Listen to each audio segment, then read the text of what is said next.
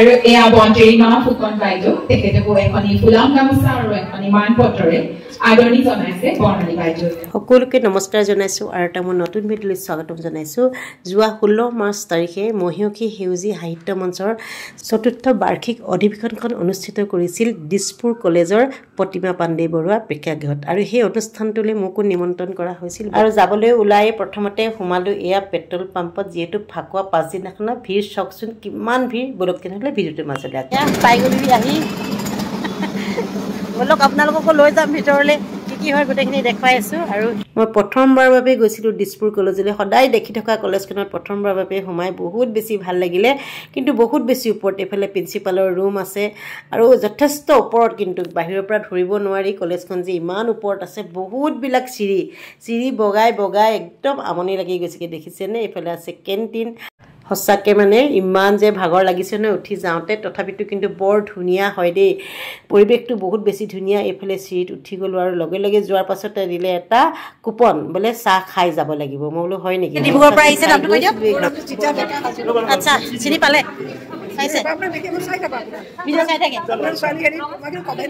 নালাগে কমেণ্ট কৰিব, চালে হৈ গ'ল। চবেই কমেণ্ট কৰিবলৈ মানে সময়ো নাই।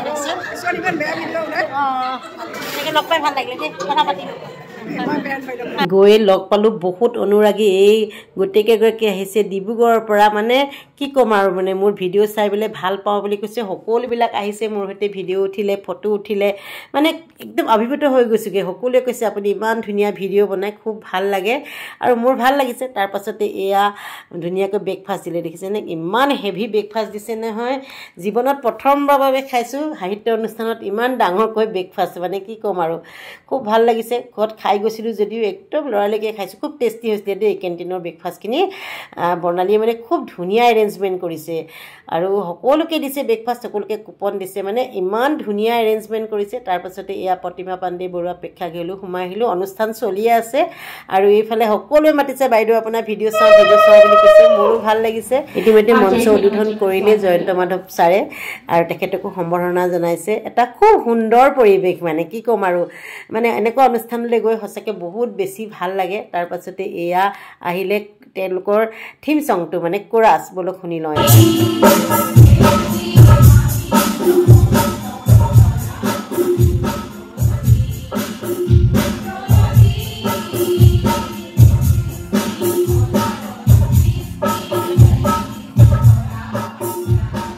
সাহিত্যৰ লগতে সংস্কৃতিও বৰ ধুনীয়াকৈ সেইদিনাখন দেখুওৱা হৈছিলে। এইফালে ডক্টৰ বৰ্ণালী দাসে উদ্দেশ্য ব্যাখ্যা কৰিছে।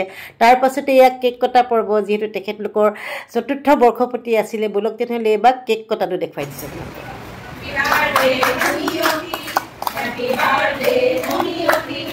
কেক কটাৰ পাছতে লৈ আহিছে খুব সুন্দৰকৈ কেক। মই অকণমান ভিডিঅ'টো স্পীড কৰি দিছোঁ, যিহেতু নহ'লে ভিডিঅ'টো দীঘলীয়া হৈ যাব। একেবাৰে মস্ত ডাঙৰ এটুকুৰা কেক বিচাৰি মই লৈছোঁ।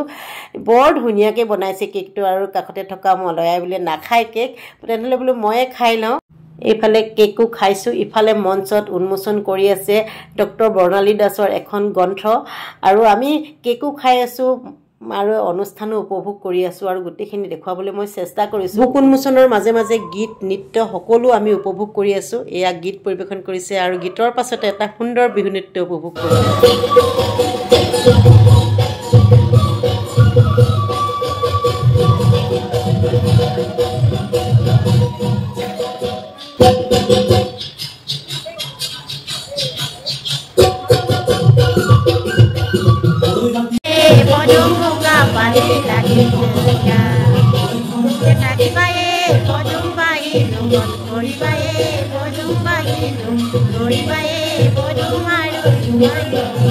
যিহেতু বহাগ বিহু পালেহিয়ে, বিহু শুনি আমাৰ মনটো সঁচাকৈ সকলোৱে ভাল লাগিলে আৰু মোকো মঞ্চলৈ মাতি নিলে। মঞ্চত গৈ লগ পালোঁ এয়া পল্লৱিকা ভণ্টি, খুব ধুনীয়া মিঠা মাত, তাই এংকৰিং কৰিছিলে।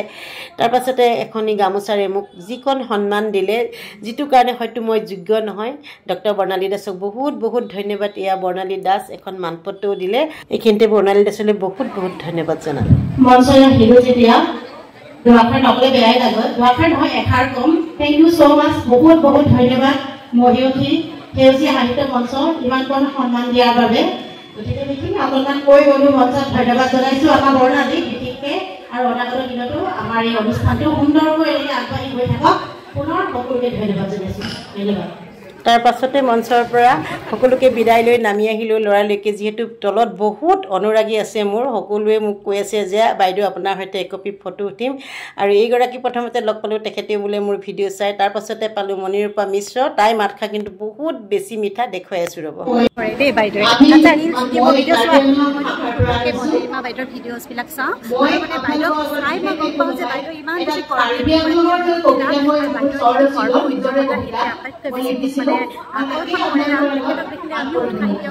বাইদেউৰ নিচিনাকৈ আমি প্ৰত্যেকে হোৱা উচিত নামটো কোৱা মণিৰূপা মিশ্ৰ মোৰ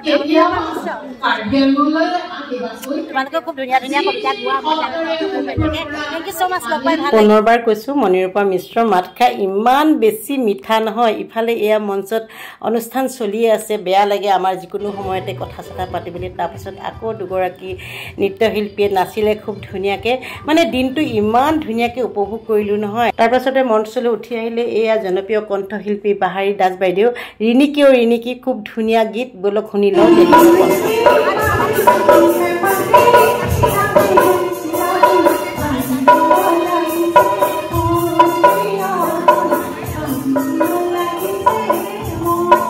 সঁচাকৈ ৰিণিকীও ৰিণিকী বাজিছে কি পেপাতি গীতটি শুনি একেবাৰে আৱেগিক হৈ পৰিলোঁ আমি একেবাৰে সৰু থাকোঁতে এই গীতটোত নাচিছিলোঁ গীতটো গাইছিলোঁ বাইদেউ কিন্তু এতিয়াও চিৰসেউজ এতিয়াও ইমান ধুনীয়া হৈ আছে নহয় মানে কি ক'ম আৰু গোটেই গীতটো মই ৰেকৰ্ডিং কৰিছিলোঁ যিটো ভিডিঅ'টো দীঘলীয়া হ'বৰ কাৰণে নিদিলোঁ বলক তেনেহ'লে বা খানা ৰাইজ বহি গ'ল বৰ ধুনীয়াকৈ অঁ বহিম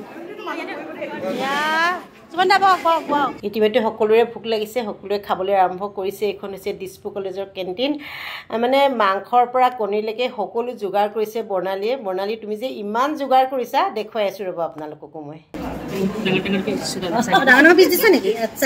ডাঙৰ ডাঙৰ চিকেনৰ পিচ দিছে এয়া দেখিছেনে আৰু ভাল লাগিছে আচলতে এয়া মিক্স ভেজ দিছে বেঙেনা ফ্ৰাই 4 পিচমান খালোঁ দেই বৰ্ণালী চালাড দিছে মানে কি দিয়া নাই মানে এনেকুৱা এৰেঞ্জমেণ্ট দেখি মই একদম আচৰিত মানিছোঁ তাই কেনেকৈ ইমানখিনি এৰেঞ্জমেণ্ট কৰিছে মই ভাবিয়ে পোৱা নাই এইফালে দাইলো আহি গ'ল ইমান যে টেষ্টি হৈছিলে নহয় খানাটো তাতে ভোক লাগিছিলে সেইটো সময়ত মানে সকলোৱে বহুত তৃপ্তিৰে খাইছে ওচৰতে সুবন্তিবাও খাই আছে মই সুবন্তিবাক দেখুৱাওঁ নেদেখুৱাওঁ ভাবি আছোঁ বহুতে আকৌ কেমেৰাত দেখুৱালে বেয়া পায় আৰু সুবন্তিবাকো মই সুধিছোঁ বা কেনেকুৱা লাগিছে তাৰপিছত ক'লে বাৰু সুবন্তিবাই খুব ধুনীয়া লাগিছে বুলি কৈছে বোলে বিৰাট টেষ্টি হৈছে সঁচাকৈ কোনো দিন পাহৰিব নোৱাৰিম ইমান ধুনীয়া এৰেঞ্জমেণ্ট পুনৰবাৰ কৈছোঁ বৰ্ণালী ইমান ধুনীয়া এৰেঞ্জমেণ্ট এয়া কণী তৰকাৰী দেখিছেনে যিটো নেকি মোৰ অল টাইম ফেভাৰেট আৰু খাই বৈ আপোনালোকক লৈ যাম প্ৰেক্ষাগৃহলৈ তাতনো কি চলি আছে সকলো দেখুৱাম বলক তেনেহ'লে এবাৰ প্ৰেক্ষাগৃহলৈ